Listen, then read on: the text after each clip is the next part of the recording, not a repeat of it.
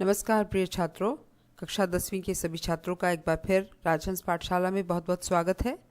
आज मैं आपके लिए कृतिका भाग 2 के पाठ 2 यानी जॉर्ज पंचम की नाक का भाग 2 लेकर उपस्थित हुई हूँ।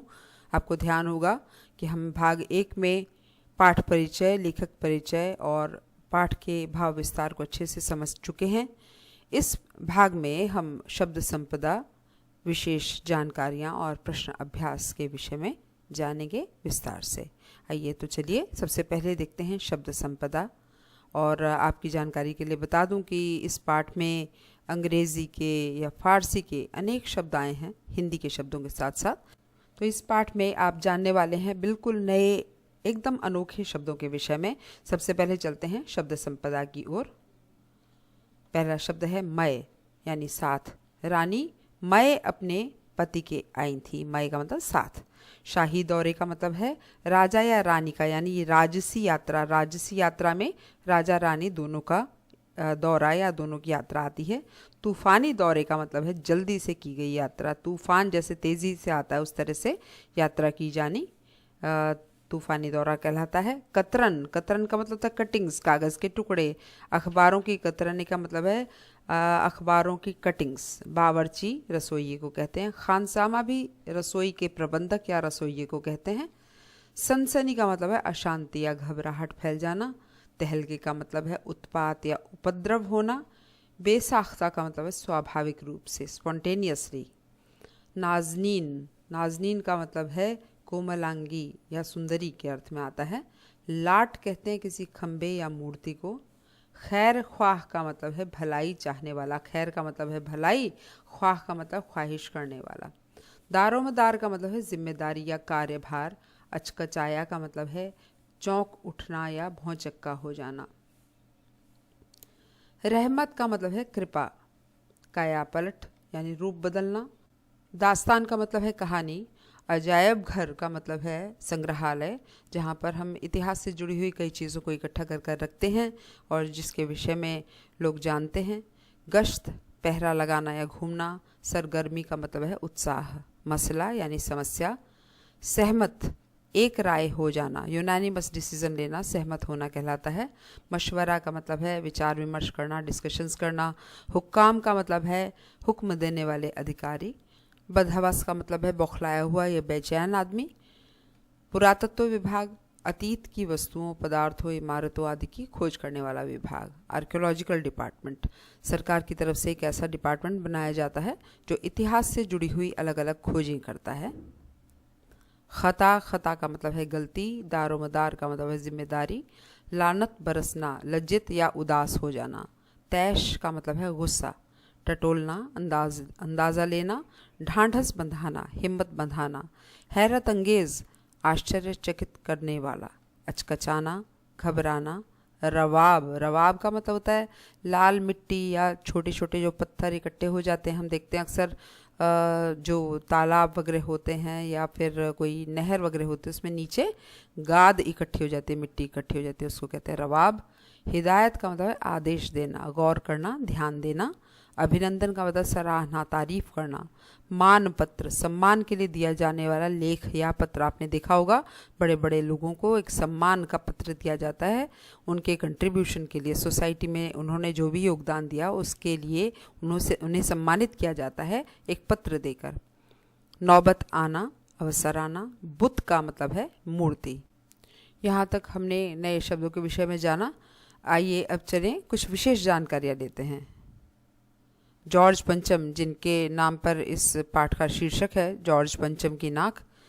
जॉर्ज पंचम ये थे जिनके चित्र आपके सामने लगे हुए हैं। जॉर्ज पंचम का जन्म 1865 में और मृत्यु 1936 में हुई थी। ये प्रथम ब्रिटिश शासक थे जो विंडसर राजघराने से संबंधित थे। आपको बता दूं विंडसर राजघराना ही आज तक वहाँ राज्य कर रहा है।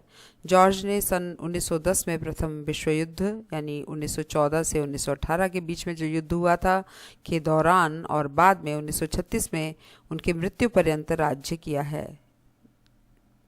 आप देख सकते हैं कब से कब तक राज्य किया है। जॉर्ज के पिता महाराज एडवर्ड सप्तम की 1910 में मृत्यु होने पर वे महाराजा बने। वे एकमात्र ऐसे सम्राट थे जो कि अपने स्वयं के दिल्ली दरबार में अपनी भारतीय प्रजा के सामने प्रस्तुत हुए थे। जॉर्ज को उनके अंतिम दिनों में प्लेग व अन्य बीमारियों ने घेर लिया था, जिससे उनकी मृत्यु हुई थी।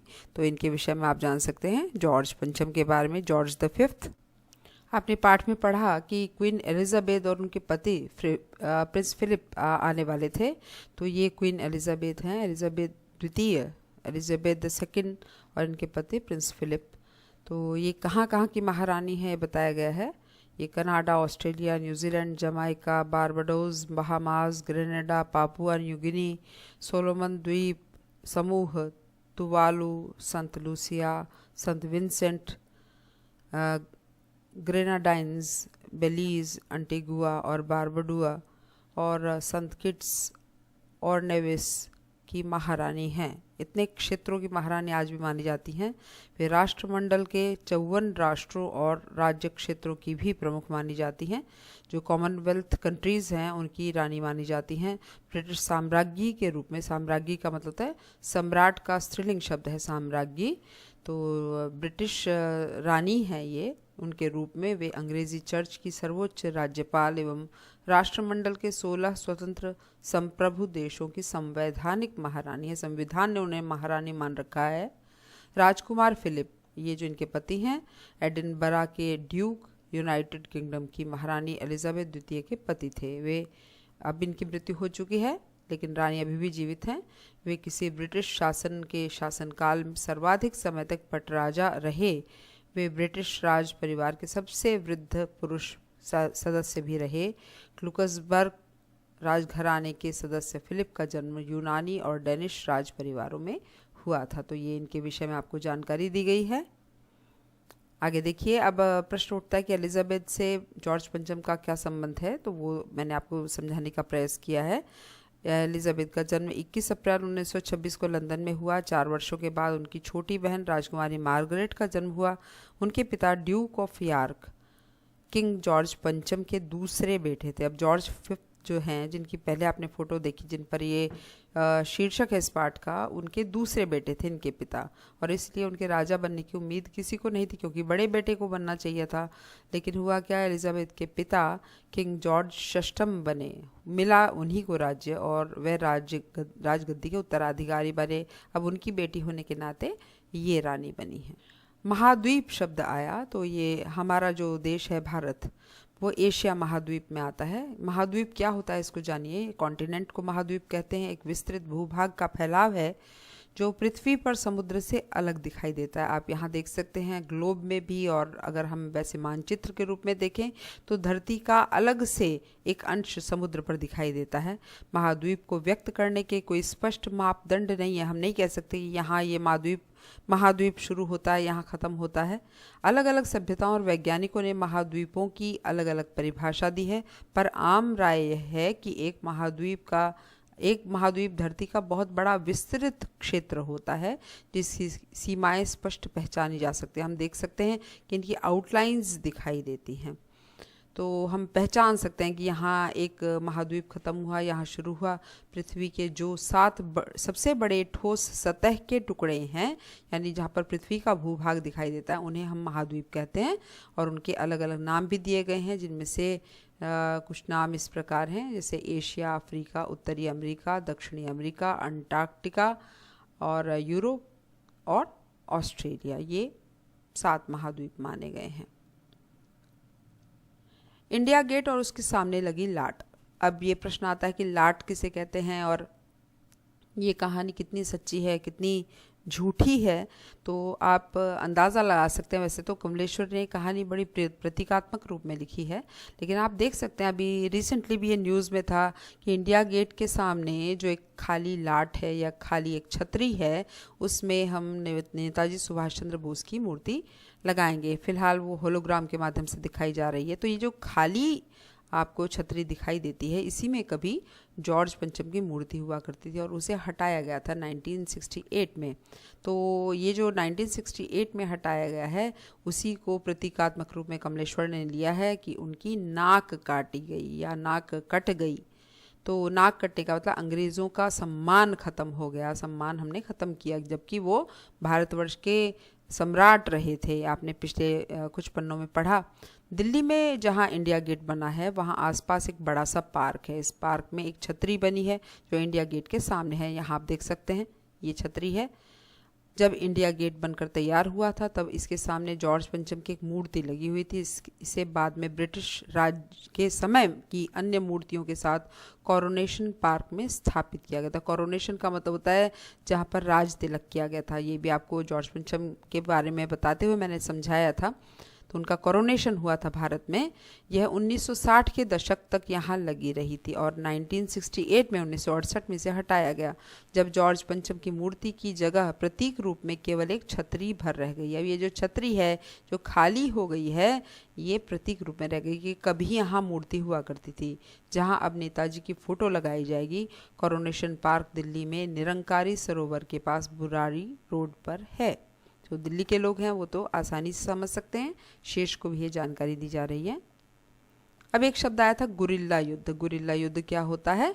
गुरिल्ला ये स्पेलिंग है, इसे अंग्रेजी में इस रूप में लिखते हैं। यहाँ पर आपको चित्र देख सकते हैं गुरिल्ला युद्ध के। क्या होता है पहले समझते हैं, फिर चित्र में आप आसानी से समझ पाएंगे। जो छापा मार के अर्थ में प्रयुक्त होता है। छापा मार का मतलब अचानक छापा मारना, अचानक अटैक करना। ये मूल रूप से स्पेनिश भाषा का शब्द है। स्पेनिश भाषा में इसका अर्थ है लघु युद्ध, छोटा सा युद्ध। मोटे तौर पर छापामार युद्ध अर्ध सैनिकों की टुकड़ियों अथवा अनियमित सैनिकों द्वारा शत्रु सेना के पीछे या पार्श्व से आक्रमण करके लड़े जाते हैं। ये कैसे होते थे? अचानक किए जाते थे। अर्ध सैनिक का मतलब जिनको पूरी तरह से सैनिकों की तरह ट्रेनिंग नहीं मिली, या फिर अनियमित सैनिक यानी जो रेगुलरली सैनिक नहीं रहते। जनता के कई लोगों को भी अचानक युद्ध होने पर ले लिया जाता था सेना में। तो ये लोग थोड़े होते थे संख्या में और बड़ी सेना पर ये पीछे से या आसपास से आकर अचानक अटैक किया करते थे।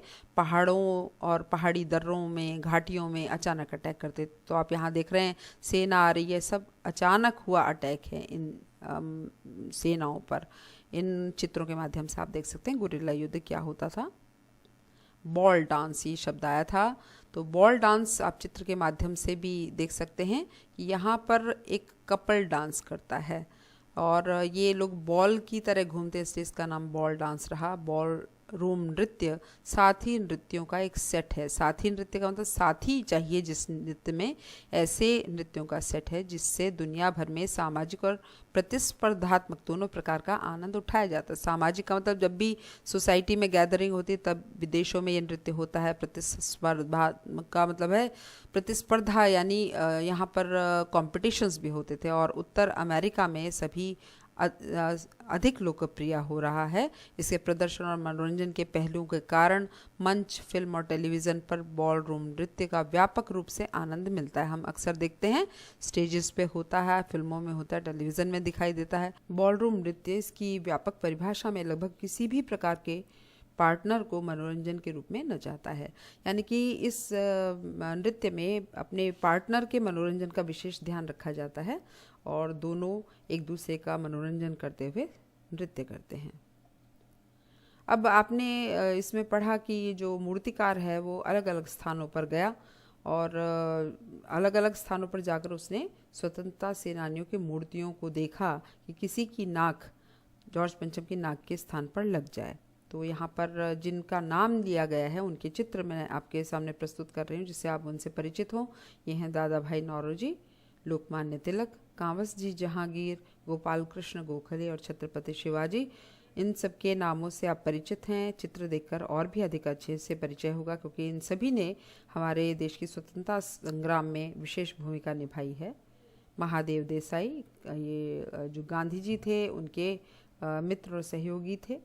विट्ठल भाई पटेल, सरदार वल्लभ भाई पटेल, मोहनदास करमचंद गांधी, गुरुदेव रविंद्रनाथ टैगोर, राजा राम मोहन राय, नेताजी सुभाष चंद्र बोस, चंद्रशेखर आज़ाद, राम प्रसाद बिस्मिल, मोतीलाल नेहरू, पंडित मदन मोहन मालवीय।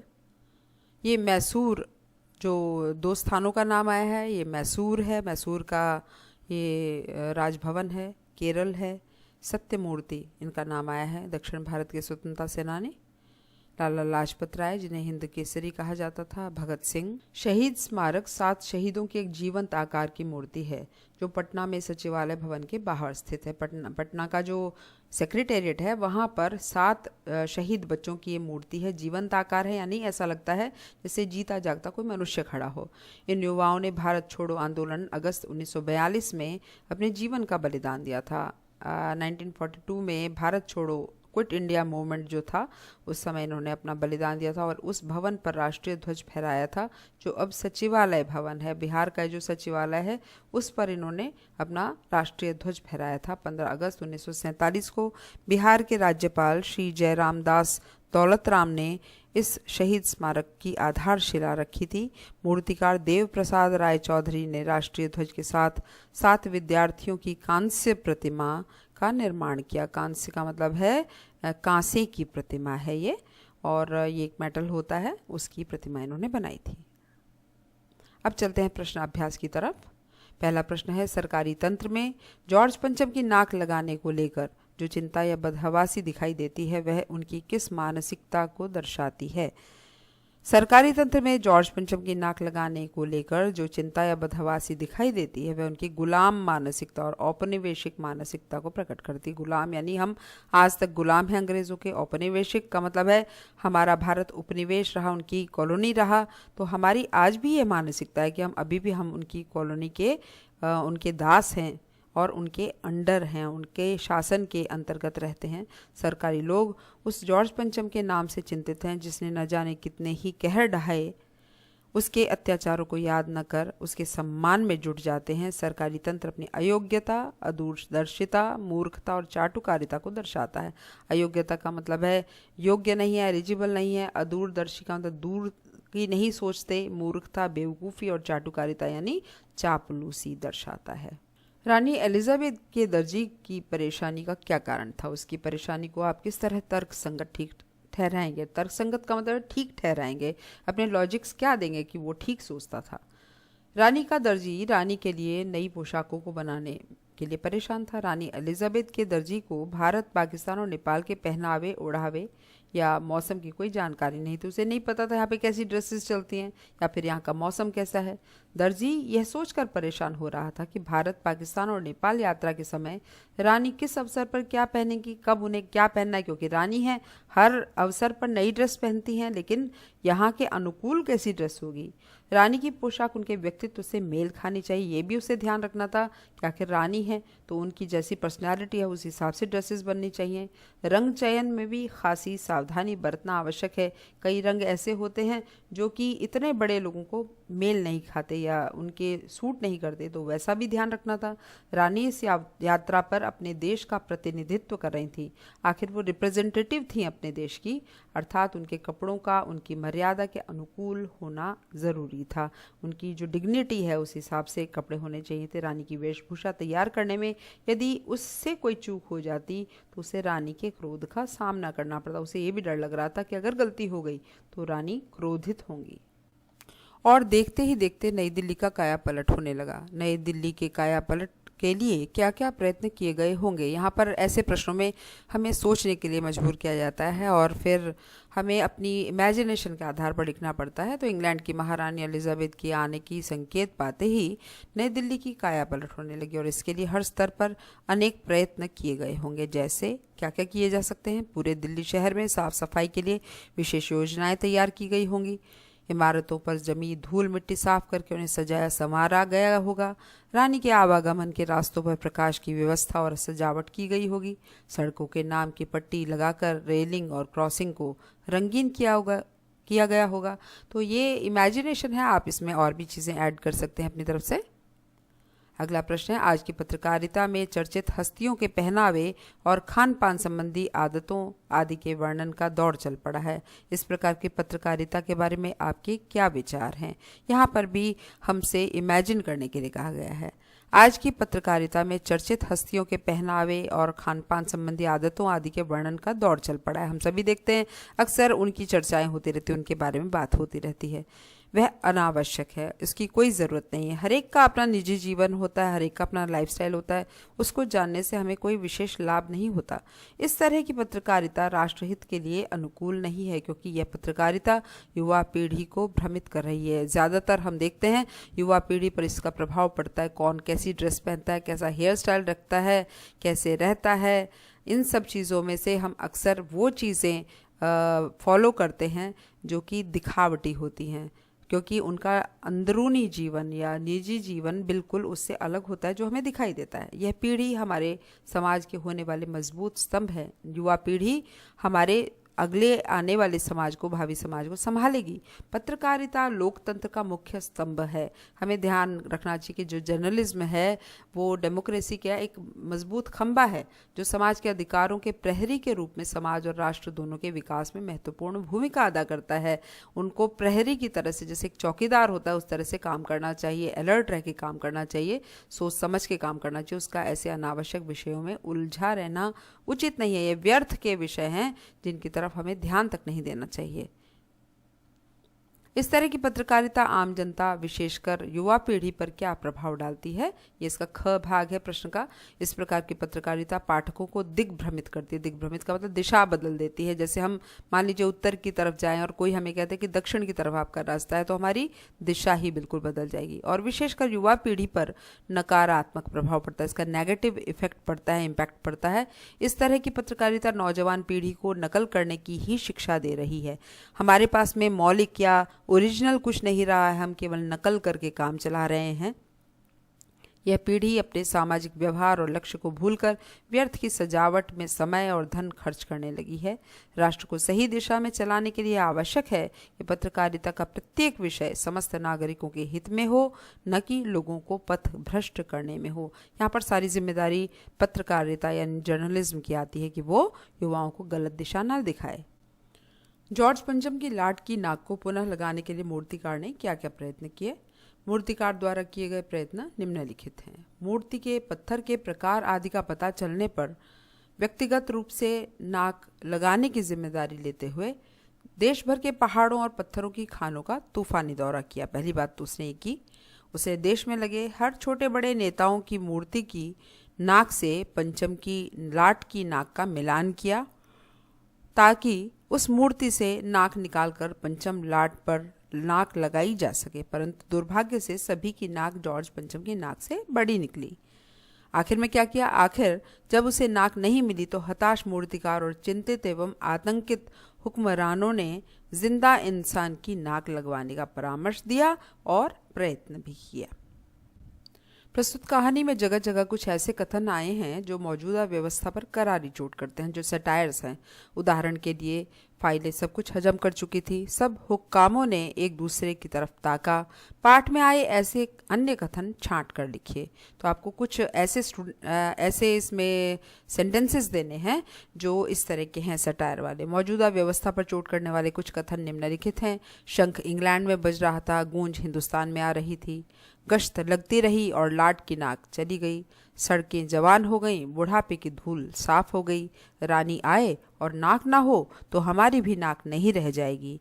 एक खास कमेटी बनाई गई और उसके जिम्मे यह काम दे दिया गया, 40 करोड़ में से कोई एक जिंदा नाक काट कर लगा दी जाए। ऐसे सेंटेंसेस हैं ये जो सटायर वाले हैं, करारी चोट करते हैं मौजूदा व्यवस्था पर। नाक मान सम्मान व प्रतिष्ठा का द्योतक है। यह बात पूरी व्यंग्य रचना में किस तरह उभर कर आई है, लिखिए। नाक इज्जत, प्रतिष्ठा, मान, मर्यादा और सम्मान का प्रतीक है। शायद यही कारण है कि इससे संबंधित कई मुहावरे प्रचलित हैं, जैसे नाक कटना, नाक रखना, नाक का सवाल, नाक रगड़ना आदि। इस पाठ में आए हैं। नाक मान सम्मान व प्रतिष्ठा का द्योतक है। यह बात लेखक ने विभिन्न बातों द्वारा व्यक्त की है। रानी एलिजाबेथ अपने पति के साथ भारत दौरे पर आ रही थीं। ऐसे मौके में जॉर्ज पंचम की नाक का न होना उसकी प्रतिष्ठा को धूमिल करने जैसा है। धूमिल का मतलब धुंधला करना है। ये सभी विदेशियों की नाक को ऊंचा करने को अपनी नाक का सवाल बना लेते हैं। यहाँ तक कि जॉर्ज पंचम की नाक का सम्मान भारत के महान नेताओं एवं साहसी बालकों के सम्मान से भी ऊंचा था। इसीलिए तो हम उनकी नाक काटने को तैयार हो गए थे। इस पाठ में सरकारी तंत्र की मानसिकता की स्पष्ट झलक दिखाई देती है। अगला प्रश्न है, जॉर्ज पंचम की लाट पर किसी भी भारतीय नेता, यहाँ तक कि भारतीय बच्चे की नाक फिट न होने की बात से लेखक किस ओर संकेत करना चाहता है? जॉर्ज पंचम इंग्लैंड का राजा था जिसने भारतीय स्वतंत्रता संग्रामियों पर बहुत जुल्म ढाए थे। उसकी लाट की नाक टूट गई थी। बहुत ढूंढने पर भी किसी भारतीय महापुरुष या स्वतंत्रता सेनानी की नाक फिट न बैठ सकी। यहाँ लेखक ने भारतीय समाज के महान नेताओं व साहसी बालकों के प्रति अपना प्रेम प्रस्तुत किया है। सभी भारतीय जिन्होंने देश की आज़ादी के लिए अपने बलिदान दिए, चाहे वह बूढ़ा हो या जवान या फिर बच्चा ही क्यों न हो, उसकी मान मर्यादा और इज्जत के समक्ष जॉर्ज पंचम या उसके समतुल्य यानी उसके बराबर के किसी अन्य की कोई इज्जत नहीं है। यानी हमारी नाक ऊंची है, हमारा सम्मान ऊंचा है, इसलिए इनकी नाक जॉर्ज पंचम की नाक से सहस्रों गुना ऊंची है। अगला प्रश्न, अखबारों ने जिंदा नाक लगाने की खबर को किस तरह प्रस्तुत किया था? अखबारों ने खबर छापी थी कि जॉर्ज पंचम की जिंदा नाक लगाई गई है, यानी ऐसी नाक जो कतई पत्थर की नहीं लगती। इसको आप चाहें तो एक्सप्लेन कर सकते हैं। यहाँ पर आप बता सकते हैं कि कतई पत्थर की नहीं लगती, इसका मतलब बिल्कुल नेचुरल लगती है, स्वाभाविक सी लगती है, जिंदा आदमी की लगती है। अगला प्रश्न, नई दिल्ली में सब था, सिर्फ नाक नहीं थी। इस कथन के माध्यम से लेखक क्या कहना चाहता है? इस कथन के माध्यम से लेखक भारत में ब्रिटिश सरकार का सम्मान प्रदर्शित करता है। उसने इस कथन में भारत सरकार पर व्यंग्य कसा है। एलिजाबेथ एवं प्रिंस फिलिप के आने पर 40 करोड़ भारतीयों में से किसी की जिंदा नाक काटकर जॉर्ज पंचम की लाट में लगा देने की अपमानजनक बात सोचना और करना। यदि सच में दिल्ली के पास नाक होती तो इतना बखेड़ा खड़ा ना होता। यानी सचमुच दिल्ली के पास, हमारी राजधानी के पास इज्जत होती तो ऐसा होता ही नहीं। बखेड़ा खड़ा न करके सीधे जॉर्ज पंचम की लाट को ही हटवा दिया जाता। आखिरी प्रश्न, जॉर्ज पंचम की लाट लगने वाली खबर के दिन अखबार चुप क्यों थे? ये प्रश्न बहुत बार आता है। अखबार उस दिन चुप थे। ब्रिटिश सरकार को दिखाने के लिए किसी जिंदा इंसान की नाक जॉर्ज पंचम की लाट की नाक पर लगाना किसी को पसंद नहीं आया। यदि वे सच छाप देते तो पूरी दुनिया क्या कहती?